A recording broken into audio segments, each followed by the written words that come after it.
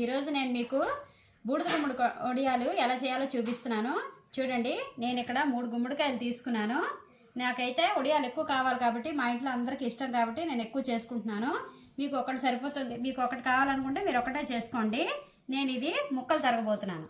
చూసారు కదండి, గుమ్మడికాయలు 3 తరిగేసి ఇలాగ చిన్నగా సన్నగా ముక్కలు తరిగి పెట్టుకున్నాను నేను చక్కగాను. ఇగో చూడండి, పొట్టు కూడా తీసేసాను, గింజలు కూడా తీసేసాను. చక్కగా ఇలా సన్నగా తరుక్కుంటేనే బాగుంటుంది వడియం అన్నది. ఇప్పుడు నేను ఇందులోని 3-4 గుప్పుళ్ళు రాళ్ళు ఉప్పు వేసేస్తున్నాను. 3-4 గుప్పుళ్ళు నేను వేసానని మీరు వేసుకోగలరు. నేను 3 గుమ్మడికాయలకి సరిపడా వేస్తున్నాను. ఒక గుమ్మడికాయ తరుక్కుంటే మాత్రం గుప్పుడున్నర వేయండి అంతే. ఇప్పుడు ఈ ఉప్పు అంతా శుభ్రంగా ముక్కలకు పట్టేటట్టు కలిపేసుకోండి. ఒక బట్టలో పోసేసుకోండి మొత్తం ముక్కలన్నీ.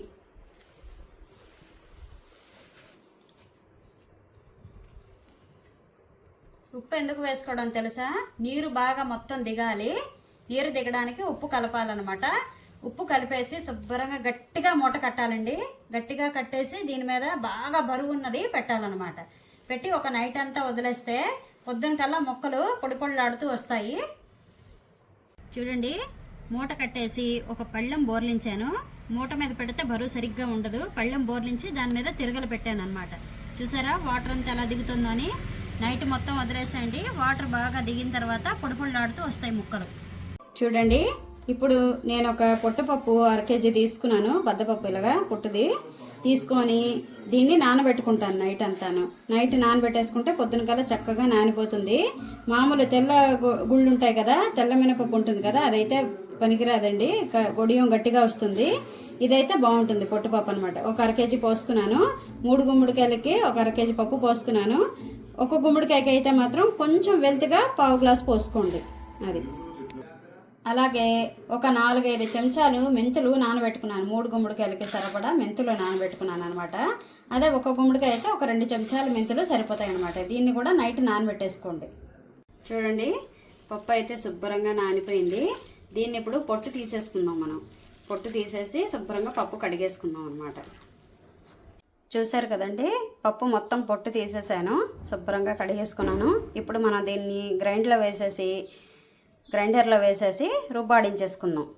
పిండి ఆడించేసుకుందాం. చూడండి, పిండి చక్కగా ఆడించేసుకున్నాను నేను. ఈ పిండి ఇప్పుడు మనం ముక్కల్లోని వేసేసుకుందాం. ముక్కలన్నీ నేను ఒక పెద్ద గిన్నెలోకి తీసేసుకున్నాను. చూసారు కదా పొడి పొడిలాడుతూ ఎలాగొచ్చాయో అని. నైట్ అంతా వదిలేస్తే ఇలా వస్తాయి అన్నమాట, చక్కగా నీరు దిగిపోయి.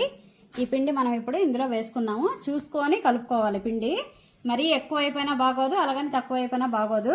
పిండి ఎక్కువ అయితే ఏంటంటే వడియం గట్టిగా వస్తుంది, గుల్లతనం రాదు. చూసుకొని కలుపుకుందాం.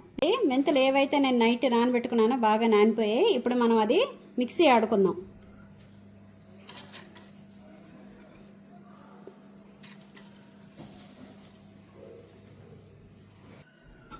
అలాగే చూడండి, పచ్చిమిరపకాయల్లోని పండు పచ్చిమిరపకాయలు పండిపోయిన ఉంటాయన్నమాట. పచ్చిమిరపకాయలని పండు పచ్చిమిరపకాయలు తీసుకోండి. ఇలాగా నేను ఒక 1/2 కేజీ తీసుకున్నాను. దీన్ని కూడా మిక్సీ ఆడుతున్నాను. చూడండి, పచ్చిమిరపకాయలు ఆడించేసుకున్నాను. అలాగే మెంతిపిండి కూడా ఆడించేసుకున్నాను శుభ్రంగాను. ఇగో ఇలా పేస్ట్ చేసుకున్నాను అనమాట మెంతులు.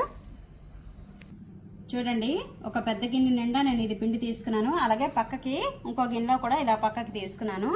ఒకటేసారి వేసేయకండి. ఫస్ట్ ఈ గిన్నె వేసుకోండి, పెద్ద గిన్నె. ఇది పక్కకు పెట్టుకోండి, చూసుకొని కలుపుకోవచ్చు. పెద్ద గిన్నెలో పిండి కొంచెం ఇప్పుడు మొత్తం వేసేస్తున్నాను. ముక్కలు ఎక్కువ ఉన్నాయి కదా, పెద్ద గిన్నెలో పిండి మొత్తం వేసేసాను. చూడండి, పెద్ద గిన్నెలో పిండి అంతా మొత్తం వేసేసుకున్నాను. అలాగే మెంతి పిండి కూడా వేసేస్తున్నాను.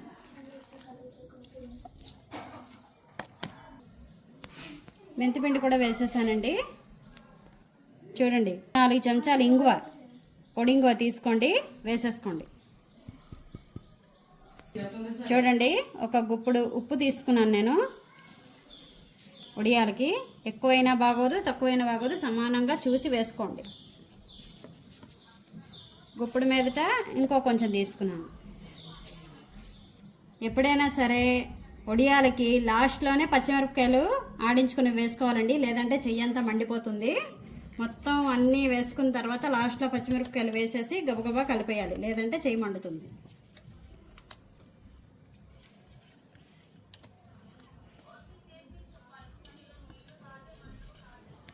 చూసారు కదా, వేసేసుకున్నాను, అన్నీ వేసేసుకున్నాను. పచ్చిమిరపకాయలు, ఇంగువ, ఉప్పు, మెంతిపిండి మొత్తం అన్నీ వేసేసుకున్నాను. మొత్తం ఇప్పుడు కలిపేసుకుందాం మనం.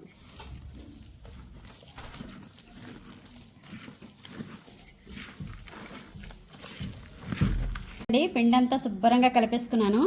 కొంచెం ఈరోజు మేము పచ్చడియాలు వేసుకుందికి పిండి కొంచెం పక్కకు తీసుకున్నాను. మిగతా పిండి అంతా నేను వడియాలు పెట్టేసుకుంటున్నాను. వడియాలు మామూలుగా ఎండిపోయేటట్టు పెట్టేసుకుంటున్నాను. అదేమో పచ్చడియాలు వేసుకుంటాను. చూడండి, నేను ఏదైతే పచ్చడియాలు వేసుకున్నానో పక్కకు తీసుకున్నాను పిండి, అదైతే ఇప్పుడు నేను వడియాలు వేసుకుంటున్నాను. చక్కగా అలా వేసేసుకోండి. వేసుకున్నాం కదండి, కొంచెం కాలనివ్వండి. కాలనిచ్చాక అప్పుడు తిరగేసుకుందాం మనం మళ్ళీ. చూడండి, ఒక సైడ్ అయితే బాగా కాలేయి, రెండో సైడ్ తిరగేసుకున్నాను అనమాట. రెండో సైడ్ కూడా ఇలాగే కాల్చుకోండి, గోల్డెన్ కలర్లో కాల్చుకోండి, బాగుంటాయి. ఇంతేనండి, చాలా రుచికరమైన పచ్చడియాలు తయారైపోయింది. మరి చూసారు కదా ఎలా చేశానో అని. మరి ఈ వీడియో కనుక మీకు నచ్చినట్లయితే నా ఛానల్కి సబ్స్క్రైబ్ చేసుకోండి.